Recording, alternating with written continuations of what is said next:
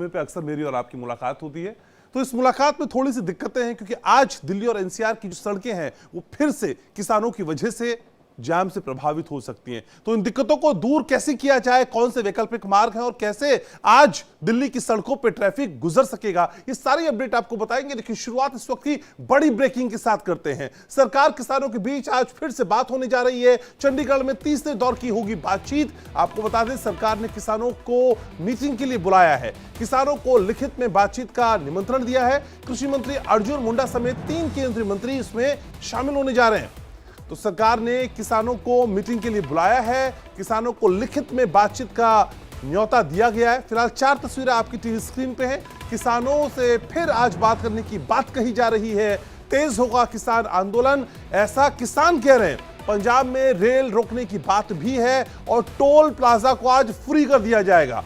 तो इन 4 तस्वीरों के जरिए आप पूरे घटनाक्रम को आसानी से समझ सकते हैं और यह भी समझने और समझाने की कोशिश है कि आज की इस प्रैक्टिस के बाद, क्या आज की मीटिंग के बाद कोई समाधान निकल पाएगा, क्योंकि मीटिंग्स तो लगातार होती रही हैं। पिछले सालों में जब से किसान आंदोलन की शुरुआत हुई उसके बाद जो मीटिंग्स की संख्या थी वो बढ़ती रही, लेकिन उन मीटिंग का परिणाम नहीं निकला। और आज एक बार फिर से कोशिश की जा रही है, किसानों को लिखित में बातचीत का न्योता दिया गया है, निमंत्रण दिया गया है। लेकिन इस निमंत्रण के बाद किसान किस तरह से रिएक्ट करेंगे, किस तरह से मीटिंग होगी, ये अब पूरी जो कवायद है उस पर नजर रहेगी। वैसे किसान आंदोलन की टाइमिंग पर सवाल उठ रहे हैं। केंद्र सरकार पर दबाव बनाने की ये कोशिश है, ये भी कहा जा रहा है। आपको बता दें, आंदोलन में सभी किसान संगठन शामिल नहीं है, ये कुछ संगठनों का प्रोटेस्ट है। पंजाब किसानों की अगुवाई में आंदोलन क्यों हो रहा भाई, लगातार ये भी एक बड़ा सवाल है। किसान अपनी मांगों पर अड़े हैं। तो आज मीटिंग होने की बात कही जा रही है। मीटिंग के बाद क्या निकल सकता है समझने की कोशिश, सीधे ग्राउंड जीरो का रुख करेंगे। मेरे सहयोगी रजनीश मेरे साथ जुड़ रहे हैं। रजनीश सिंगू बॉर्डर पे मौजूद हैं। रजनीश, ये मीटिंग की जो कवायद है ना, ये आज नई तो है नहीं, आप अच्छे से समझते हैं। पहले भी कई बार बारंबार ये मीटिंग्स होती रही हैं, लेकिन हर मीटिंग बेनतीजा होती है। आज की मीटिंग क्यों खास होने जा रही है? देखिए घनश्याम, आज की मीटिंग की अगर बात की जाए तो आज की मीटिंग इसलिए भी खास है क्योंकि आज तीसरा दिन है किसानों के इस प्रदर्शन या आंदोलन को लेकर। आज तीसरा दिन है और लगातार जो है वो केंद्र सरकार ये कहती आ रही है कि हम लोग बात करने को तैयार हैं, बात करना चाहते हैं और बीच का रास्ता निकालना चाहते हैं। ऐसे में किसानों का ये आरोप है केंद्र सरकार पे कि केंद्र सरकार कोई रास्ता निकालना नहीं चाहती, बात करना नहीं चाहती और ना ही कोई बीच का रास्ता वो निकालना चाहती है। ऐसे में केंद्र सरकार अब ये चाहेगी कि किसी भी तरीके से किसानों को समझा बुझाकर संतुष्ट कर कर वापस भेज दिया जाए, क्योंकि अगर ये आंदोलन आगे बढ़ता है तो जाहिर तौर पे आने वाले लोकसभा चुनाव जो है, जो सर पे हैं केंद्र सरकार के, उसमें कहीं ना कहीं इसका असर देखने को मिलेगा। हाँ। इसके साथ ही जिस तरीके से अगर बात की जाए राकेश टिकैत की, अगर बात की जाए चढ़ूनी की, अगर बात की जाए या तमाम दूसरे नेताओं की बात की जाए, वो लोग अभी सक्रिय रूप से इस आंदोलन में शामिल नहीं हुए, लेकिन कल उनके बयान जरूर सामने आए थे, जिसके बाद केंद्र सरकार को भी यह आशंका है कि इस आंदोलन को जल्द से जल्द खत्म करवाया जा सके, क्योंकि अगर ऐसा नहीं होता तो जाहिर तौर पे आने वाले दिनों में न सिर्फ देश की अर्थव्यवस्था पे इसका फर्क पड़ेगा, बल्कि आम लोगों को भी इससे कई ज्यादा समस्याओं से दो चार होना पड़ेगा। तो घनश्याम, आज की मीटिंग बहुत ज्यादा महत्वपूर्ण है क्योंकि केंद्र सरकार के 3 मंत्री महत्वपूर्ण मानी जा रही है और उम्मीद की जा रही है कि इस डेडलॉक को तोड़ने में ये अहम कड़ी साबित होगी। टिकरी बॉर्डर से मेरे साथ वैभव भी जुड़ चुके हैं। तो वैभव, हालांकि जो शीर्ष नेतृत्व है वो लगातार सकारात्मक रुख अपनाते हुए बातचीत की बात कर रहा है, लेकिन सरकार के लोग, पार्टी के कुछ लोग ऐसे भी हैं जो कह रहे हैं कि भाई ये तो आम आदमी पार्टी द्वारा भेजे गए किसान है पंजाब से, और जो स्टेटमेंट उनकी तरफ से दी जा रही है वो तो उकसावे की बात करती है। तो वैभव, कई बार कॉन्ट्रडिक्शन भी लगता है। शीर्ष नेतृत्व सकारात्मक होता है और नीचे के नेता प्रोवोकिंग स्टेटमेंट देते हैं। ऐसे में ये बातचीत का हल निकलेगा कैसे? बिल्कुल घनश्याम, देखिए और ये बातचीत का दौर पिछली बार जब कृषि कानूनों को वापस लेने की मांग हो रही थी तब भी जारी था, आज भी जारी है, लेकिन किसान जो है जिद पर अड़े हुए हैं। और ये बात पहले भी उठी थी कि देखिए पश्चिमी यूपी से किसान इसलिए ज्यादा संख्या में तब आ गए थे क्योंकि उनकी मांगे जायज थी और इसीलिए सरकार ने भी जो कृषि कानून है वापस ले लिए। तो और इस बार पश्चिमी यूपी से अगर देखा जाए तो असर कम इसलिए भी देखा जा रहा है क्योंकि भारत रत्न दे दिया जा चुका है। किसानों को साधने की एक जो रणनीति है वो एनडीए की एक जो है सफल मानी जा रही है। लेकिन पंजाब में चूंकि आम आदमी पार्टी की सरकार है और ये कहीं ना कहीं कहा जा रहा है कि कांग्रेस और आम आदमी पार्टी का जो आईएनडीआई गठबंधन है, इंडिया गठबंधन है, उसका समर्थन कुछ ऐसे लोगों को है जिनके माध्यम से ये किसान आंदोलन चलाया जा रहा है। और यही वजह है कि इस क्षेत्र से ज्यादा जो किसानों के आने की संभावना है वो बढ़ गई है। ये टिकरी बॉर्डर की तस्वीरें हम आपको दिखा रहे हैं। और सबसे ज्यादा अगर सुरक्षा की भी बात की जाए तो यूपी से जुड़े हुए बॉर्डर जो है दिल्ली के, वहां पर सुरक्षा कम है, गाजीपुर और चिल्ला बॉर्डर पर, लेकिन टिकरी और सिंगू बॉर्डर को अहम माना जा रहा है। और यहां पर कई लेयर्स की बैरिकेडिंग की गई है, समय समय पर गश्त की जा रही है और हर एक घंटे में जो आला अधिकारी हैं वो यहाँ पर गश्त कर रहे हैं। हालांकि जनजीवन इससे अस्त व्यस्त है, जो आम जनमानस है वो बहुत ज्यादा परेशान है। जो स्थानीय लोग हैं, मैं आपको तस्वीरें बताने की कोशिश करूंगा कि बहादुरगढ़ के आसपास के रहने वाले जो लोग हैं बॉर्डर के आसपास, वो छोटे मझले उद्योगों में काम करते हैं, उन्हें आने जाने में बहुत दिक्कतों का सामना करना पड़ रहा है। कुछ लोग फैक्ट्री में मजदूर हैं, कुछ लोग कर्मचारी हैं, उन्हें सुबह आने और जाने के लिए अब गाड़ियों का सहारा भी नहीं मिल पा रहा है। ऐसे में लोग परेशान है कि आखिर हमारा क्या कसूर है।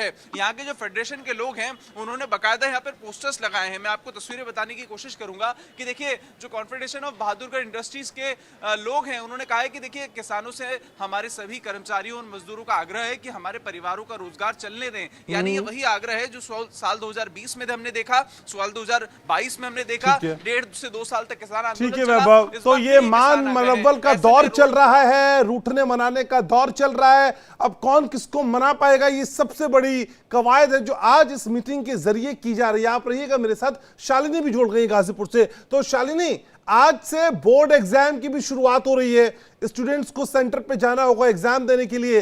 अब वो बच्चे प्रभावित ना हो, क्योंकि बोर्ड एग्जाम का सवाल है, भविष्य का सवाल है। कोई गाइडलाइन बच्चों के लिए, छात्रों के लिए जारी की गई है? क्योंकि मैं देख रहा था कहीं कहा गया कि ज्यादा से ज्यादा मेट्रो का इस्तेमाल करें। इस बाबत कोई जानकारी आपके पास शालिनी? बिल्कुल चंदन, देखिए जिस प्रकार से किसान आंदोलन 2.0 की शुरुआत हुई, अगर उसका असर सबसे ज्यादा किसी पर पड़ा तो वो आम जनता थी। हम इस वक्त गाजीपुर बॉर्डर पर मौजूद है, जहां 2 साल पहले की तस्वीरें आपको याद होंगी कि किस तरीके से किसान लंबे वक्त तक यहां पर डटे हुए थे। और आलम ये है, आज आप तस्वीरों के माध्यम से देख लीजिए कि किस प्रकार से यहां जाम की स्थिति हो गई है। जैसा आज बोर्ड एग्जाम्स की शुरुआत है, बच्चों को किसी तरीके से तकलीफें ना हो, बच्चे ऑन टाइम एग्जाम सेंटर पहुंच पाए, इस बात का भी खासा ध्यान रखा जा रहा है। और गाइडलाइन जो है वो जारी कर दी गई है कि और लोगों को भी ये हिदायत दी जा रही है कि अब ज्यादा से ज्यादा मेट्रो का इस्तेमाल करें। लेकिन जिस तरीके से जाम की स्थिति यहाँ पर देखने को मिल रही है, क्योंकि बैरिकेड्स और कंक्रीट्स रास्ते में लगा दिए गए हैं किसानों को रोकने के लिए, उससे पहले यहाँ पर जाम की स्थिति जो है पिछले 3 दिन से बहुत ज्यादा देखने को मिल रही है। ये ऑफिस का समय है, लोग इस वक्त जो है ऑफिस जाते हैं, लेकिन ऐसी स्थिति में उन्हें कहीं ना कहीं तकलीफें हो रही है। बहुत सारी समस्याओं का जो है वो उन्हें जो है वो उनसे जूझना पड़ रहा है।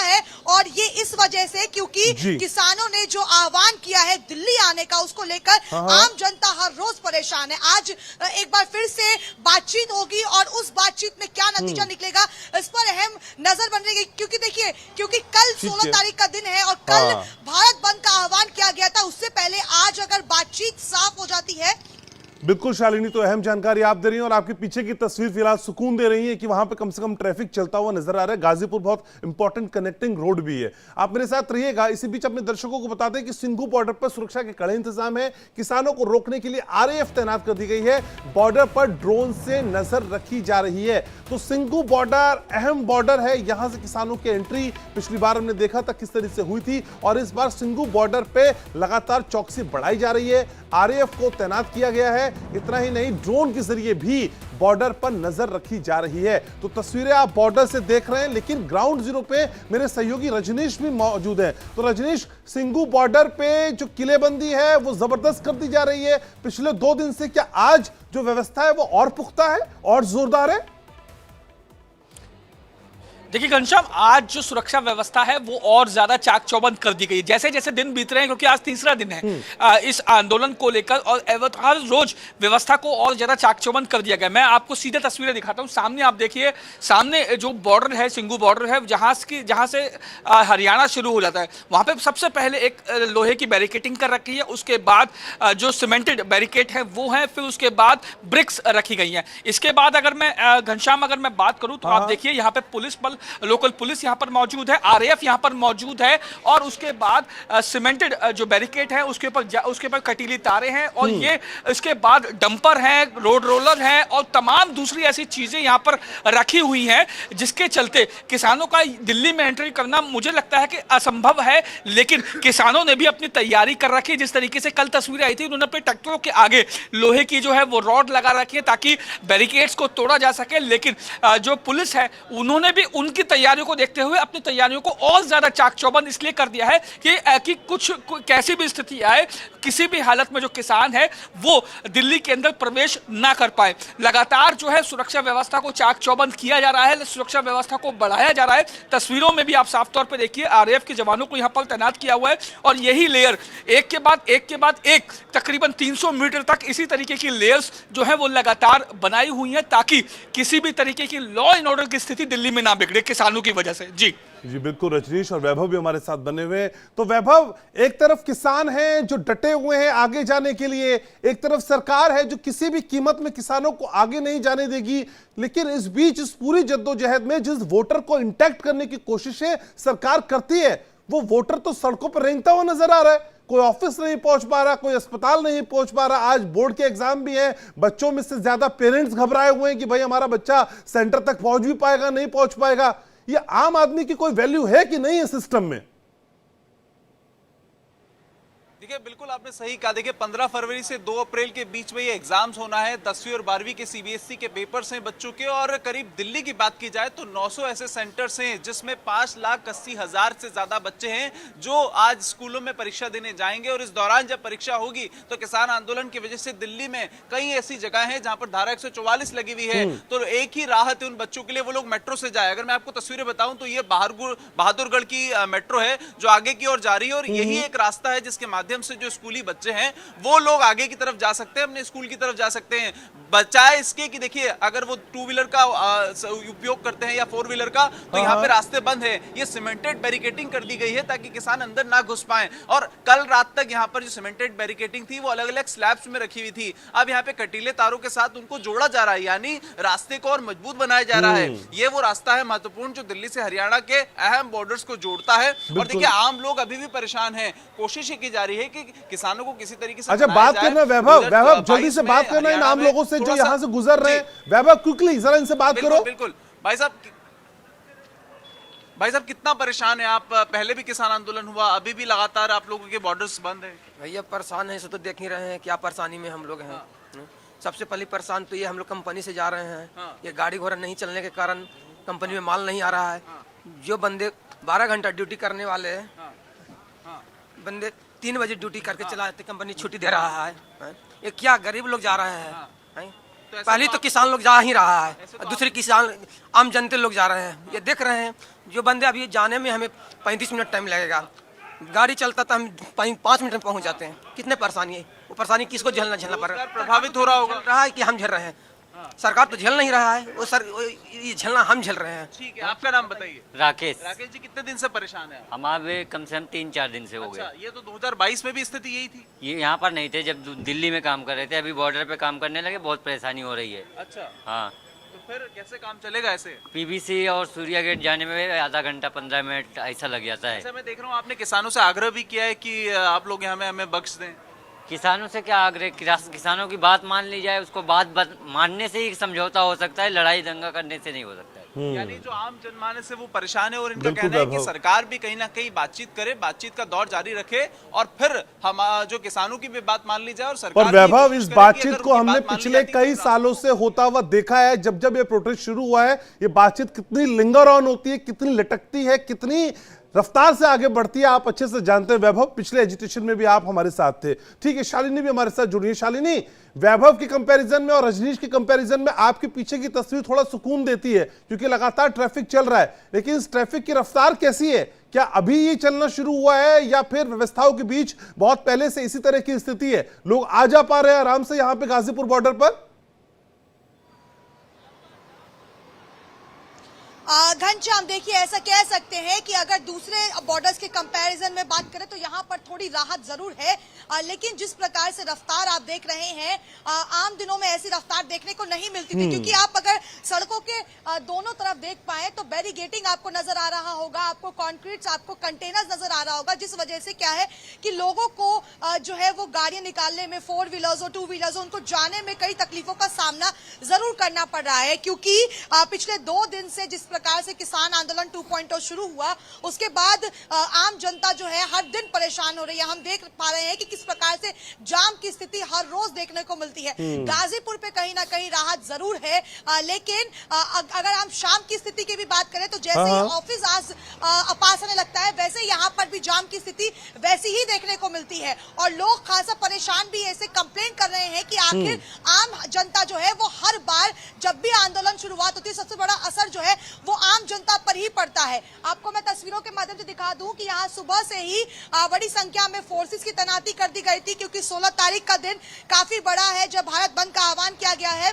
इस वजह से यहाँ पर सुरक्षा जो है वो भी बढ़ा दी गई है। इस सुरक्षा के बीच में अगर बातचीत करें किसी और चीज की तो वो है ट्रैफिक जाम की स्थिति की, जो लगातार पिछले 3 दिनों से बढ़ती ही जा रही है। तमाम बॉर्डर्स की अगर बात कर ले तो इस वजह से लोग जो है वो मेट्रो ज्यादा प्रेफर कर रहे हैं, क्योंकि अगर आप 2 व्हीलर या 4 व्हीलर से अगर आप ट्रैवल करते हैं तो आप जाम में फंस सकते हैं और ऑफिस जाने में या किसी भी अन्य जगह जाने में तकलीफों का सामना करना पड़ सकता है। जैसे एम्बुलेंस हमने देखा था थोड़ी देर पहले, ये स्थिति थी कि इमरजेंसी की स्थिति में एम्बुलेंस भी फंस रही है। तो आप सोचिए कि क्या स्थिति है, क्या किस तरीके से समझ पा रहे हैं शालिनी, बिल्कुल ठीक कह रही हैं आप। 3 दिन से लगातार बिल्कुल, तो इस जाम ने असल में दिल्ली वासियों की जान निकाल दी है, और ये जान कब राहत में आएगी किसी को कुछ नहीं पता है। रजनीश मेरे साथ बने हुए सिंघू बॉर्डर से। रजनीश, सरकार ने ये तैयारी तो कर ली, प्रशासनिक मशीनरी ने ये तैयारी तो कर ली कि किसान आगे बढ़ेंगे तो भाई हम 4 लेयर की सुरक्षा कर देंगे, हम सीमेंटेड ब्लॉक लगा देंगे, हम कंक्रीट में तब्दील कर देंगे, हम कटीले तार लगा देंगे,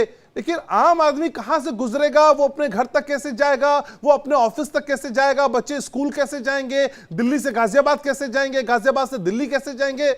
इसकी किसी ने नहीं सोची। यानी समझ लिया जाए ना कि प्रायोरिटी लिस्ट में जिस वोटर को रिझाने की कोशिश सबसे पहले की जाती है वो हाशिए पे है। देखिए घनश्याम, बिल्कुल ठीक कह रहे हैं आप। और सबसे बड़ी बात, अगर इस चीज को पूरा एनालिसिस आप करें तो यही तो चाहते हैं वो कुछ एक लोग जो किसानों के कंधों पर बंदूक रख के चला रहे हैं। उनका वो ये मानते हैं कि अगर आम जनमानस को दिक्कत होगी तो कहीं ना कहीं सरकार पर दबाव बनेगा और सरकार कहीं ना कहीं हमारी बातें मानने को मजबूर होंगी, और यही स्थिति वो पैदा करना चाहते हैं। मैं घनश्याम सीधे आपको एक तस्वीर आपको दिखाता हूँ। ये देखिए कि ये जो है दिल्ली की तरफ से ये लोग आ रहे हैं और उत्तर प्रदेश की तरफ जा रहे हैं। आप देखिए कि कैसे सकरे रास्ते से पैदल होते हुए ये लोग जा रहे हैं, आ रहे हैं, और रूट डाइवर्जन की वजह से काफी ज्यादा दिक्कतों का भी सामना करना पड़ रहा है। पहले ये लोग जो है वो अपने 2 व्हीलर्स या गाड़ियों से आते थे, लेकिन आज ये पैदल जाने को मजबूर है। और यही चाहते हैं वो कुछ एक किसान, कुछ सो कॉल्ड किसान, जो किसानों के कंधों पर बंदूक रख के अपनी राजनीतिक रोटियां सेकना चाहते हैं, केंद्र सरकार पर दबाव बनाना चाहते हैं कि इस आंदोलन को जितना लंबा खींचा जा सके खींचा जाए। और कुछ एक किसान, मुझे लगता है ऐसे तो राजनीति किस स्तर पे जा रही है किसानों के नाम पे, वो वाकई दुखद है। और ये एमएसपी कुछ लोगों के लिए उनकी राजनीति के लिहाज से यूएसपी हो सकती है, लेकिन फंस आम आदमी रहा है। तो फंसते हुए आदमी की कहानी, जाम में फंसे हुए आम आदमी की कहानी, और वो कहानी जो आज बैठक में तय होगी, हम ये आपको बताएंगे। एक छोटे से ब्रेक के लिए यहां रुक रहे, रहिएगा हमारे साथ।